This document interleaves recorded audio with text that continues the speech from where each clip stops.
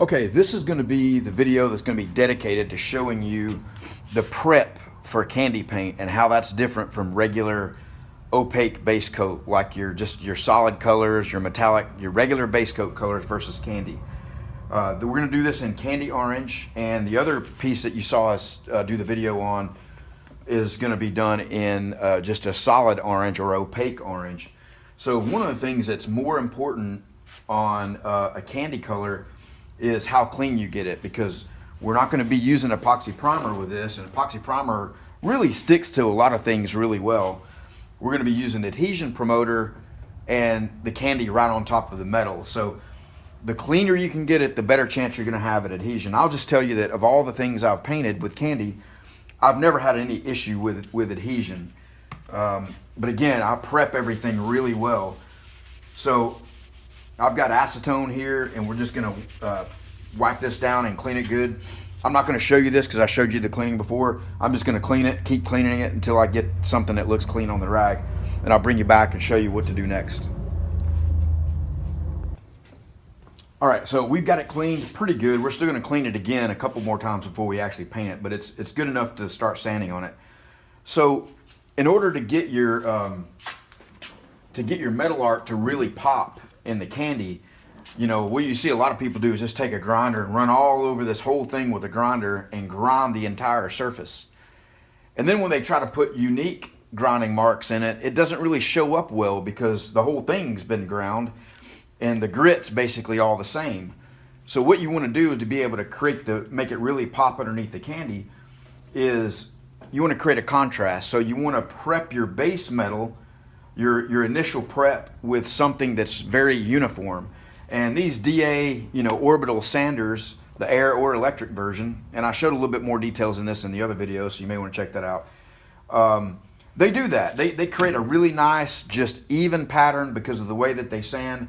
And then as part of this video, I'm also going to show you how to prep and paint one of the American tattered flags, and that's a candy paint job as well. And I'm going to show you a different tool, the Eastwood SCT Contour, and how you can kind of do the same effect. But as soon as we get this one prepped and fully prepped, then I'll flip over and show you the flag and how we're going to do that, how it's a little bit different, a couple of different techniques. And again, these are all options that will be available to you. So let me get this sanded, and then we'll come back and take a look at it and show you what the next step is.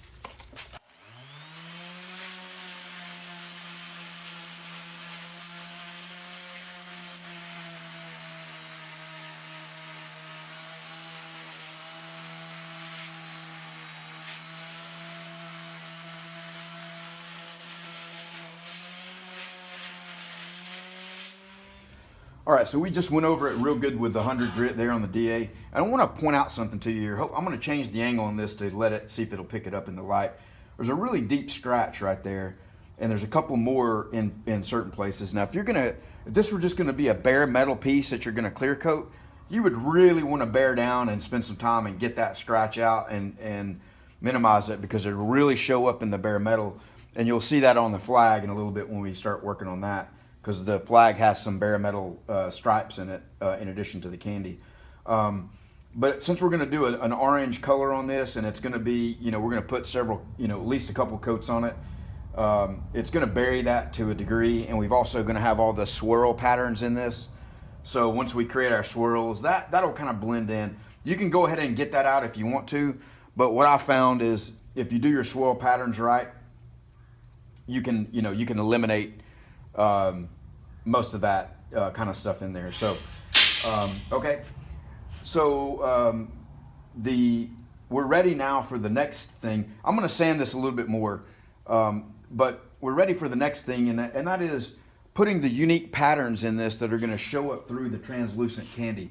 And I use just a grinder like this with a 2-inch Roloc arbor on it, and any number of different grits and types of disc. And let me show you a couple of those. This one here is a flap disc, just like you would use on a 4.5-inch angle grinder. So I use that quite a bit. And I use, this is a Scotch-Brite type disc, the same kind of mount. And then this is an 80 grit, and I also have 120 grit in these. So I use any number of different ones of these, again, depending on what kind of pattern I'm trying to create and how much depth, you know, and so forth that I'm looking to create in it. So how do you know what to, you know, how can you figure out what kind of patterns to put in this? And this is where the creativity part comes in, and there's really no wrong or right answer. And I try to do it a little bit differently every time. And I tell my customers that, you know, that you're going to get something unique. It's not going to be cookie cutter stamped out. It might be a little different from the last one I make. And I'm really just always searching for something cooler, you know, something unique, something. And this is the fun part of the job, you know. Who wants to work in a factory assembly just repeating the same thing over and over? Here's where you have a chance to, you know, have some fun. I mean, the one thing that you can do that always looks good is just do swirl patterns where you just create a circle. You just go all over this, and you want to stay somewhat uniform with it, you know, and just create a swirl pattern like that. And that'll look cool, and that'll really stand out against the uniform surface that we've created on here. The other thing you can do is sort of create this flowing line, you know, technique like this.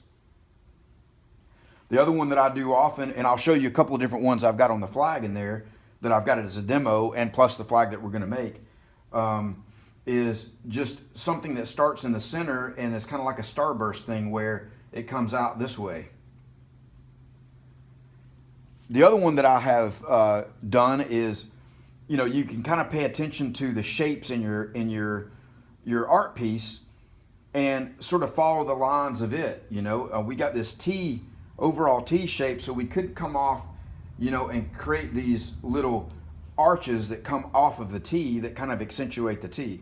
And I may end up doing that. I'm going to look at it and think about it off camera here for a second, then I'll come back and we'll talk about what I've come up with and how we're going to do that. So give me a second, we'll come back and I'll show you what I've decided to do. And keep in mind, don't get nervous, you know, don't psych yourself out on these kind of things. You really can't go wrong. And if you do go wrong, you know, just make another one, or paint it a solid color, or prime it and paint it a solid color. You know, the epoxy primer will cover up the grinder mark. So I think what I'm going to try to do is accentuate this T here, and start from here and pull out some arches, you know, and we're just going to kind of create those all the way down from the T out. And then the top and the bottom, we'll look at that and you know, kind of come up with what we're going to do there. But so let me go ahead and start and show you this.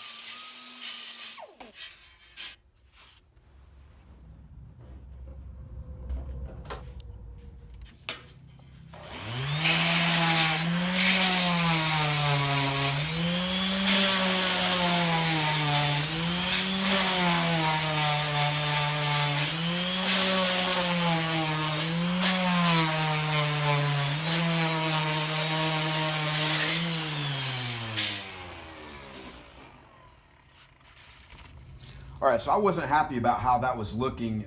My sides weren't matching from both sides. And I put a big swirl mark in it there where the grinder touched down. So I wanted to just do this again. So let me show you this again here. So one thing that's happened here, you know, our Vols is not on a regular shape, you know, it's cocked in there. So it looks a little bit different from side to side. And the one thing I wanted to point out about doing this technique is if you tip the grinder up on the edge like that, you get a really thin line like some of these over here.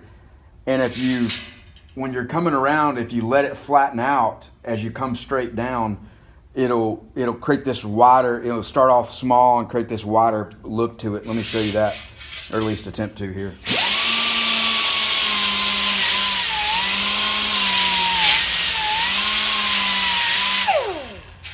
You see that, how it's small and it kind of, you know, fans out. So I'm pretty happy with that as an overall shape. And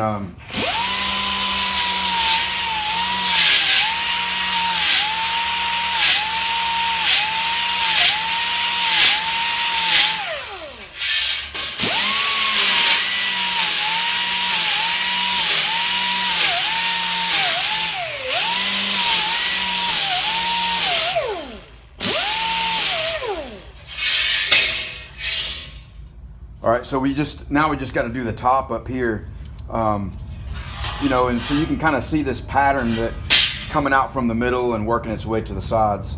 And you know, it doesn't match, and there's some lines that are not as straight. Try to be as straight and consistent as you can be, but it doesn't have to be perfect. You know, it's just an accentuation, you know, an accent piece basically, and you know, just have fun with it. So let me finish it up, and I'll show you here at the end.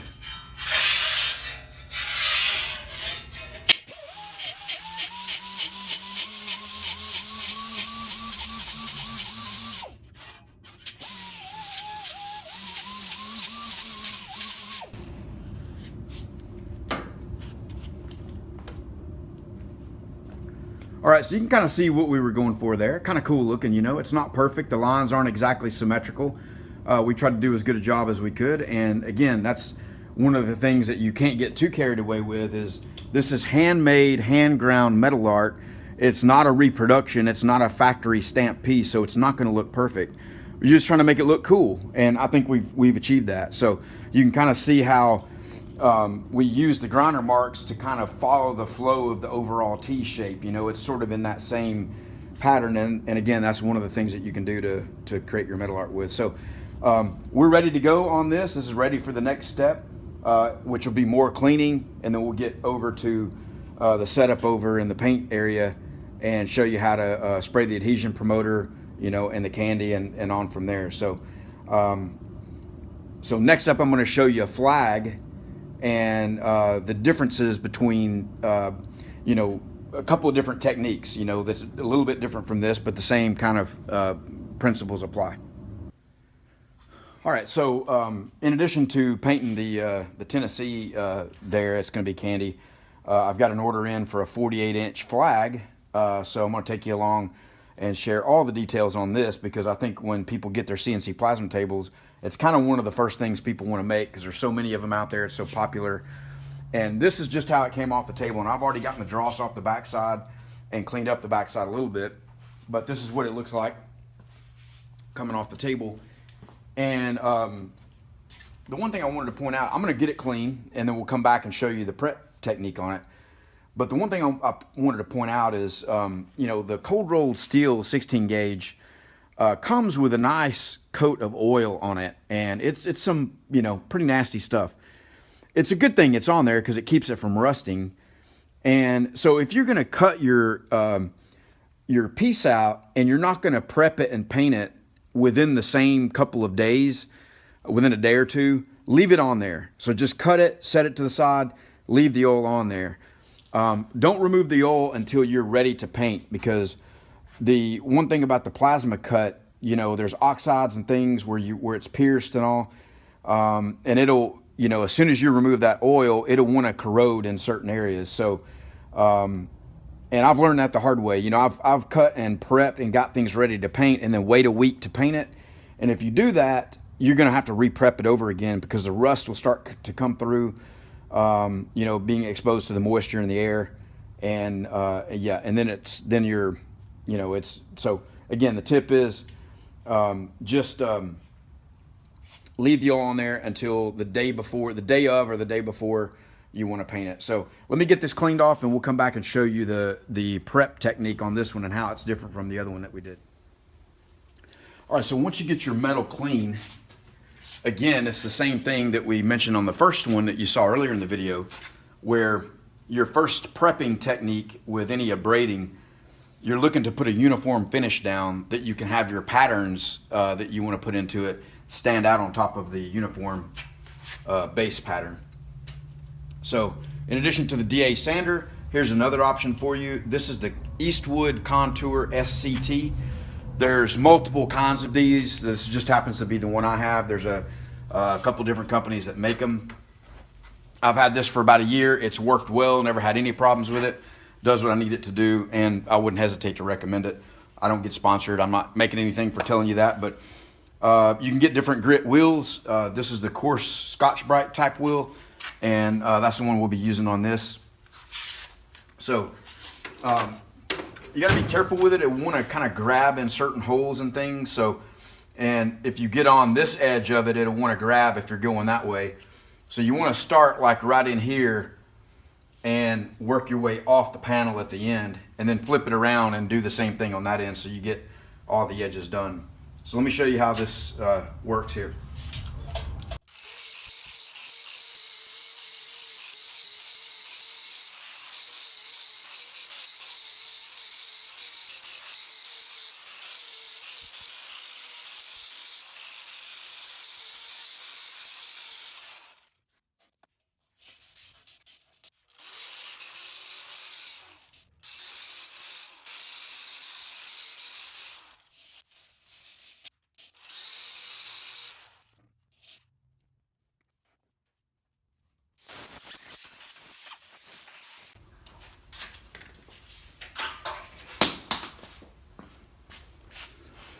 All right, you can see what we did there. We got a really nice texture on that that's kind of got the look of, you know, brushed stainless or brushed aluminum.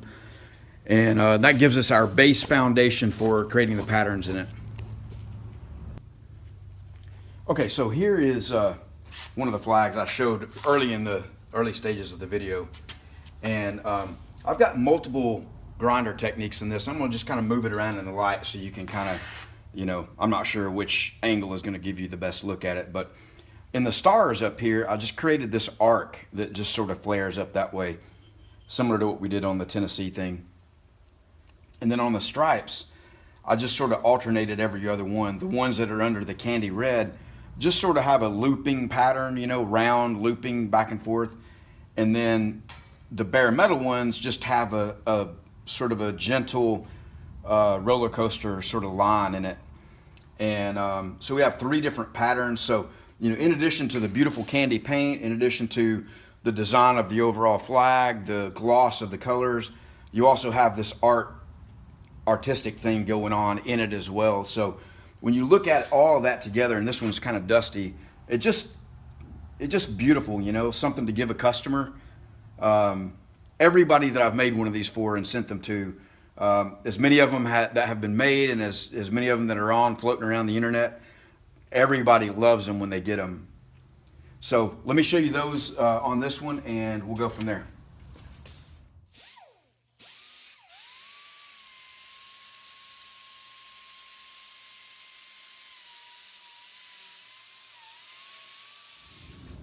All right, there we are, all finished up. You see we've got the 2 different kinds of patterns. We've got this just sort of swirly stuff here that is gonna go underneath the candy, and then we've got these just lines that are nice sweeping, flowing lines that go on the bare metal. And then on the stars, you can see the swooping pattern that we've got. Really cool looking. So hopefully that gives you a good idea of just some things that you can do. This one's got a little bit of a different look to it, kind of, you know, following the shape of the T. And so there's the prep for 2 different candy paint jobs. This one's going to be candy orange. That'll be the candy blue and red and the bare metal. And so next up, we'll get these staged. This will be the end of this video. In our next video, we'll be prepping for paint for the candy, and then we'll go from there.